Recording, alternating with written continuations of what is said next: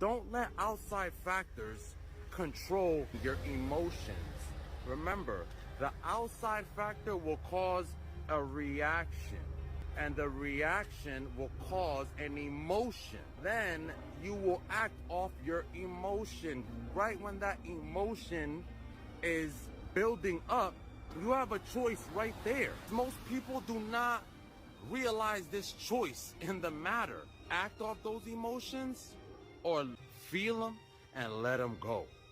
Never make any decisions off of those emotions. Maybe you could have thoughts in your head and all those thoughts are starting to build up. It's a reaction. It's a chemical reaction, people. You gotta remember, we're spirits having a human experience, but in this human vessel, we are made of pure electrons, neutrons, protons, all electricity just firing back and forth, communicating with each other. And we're also made up of chemical reactions that made us who we are today, made our environment, everything. Your mind creates your reality.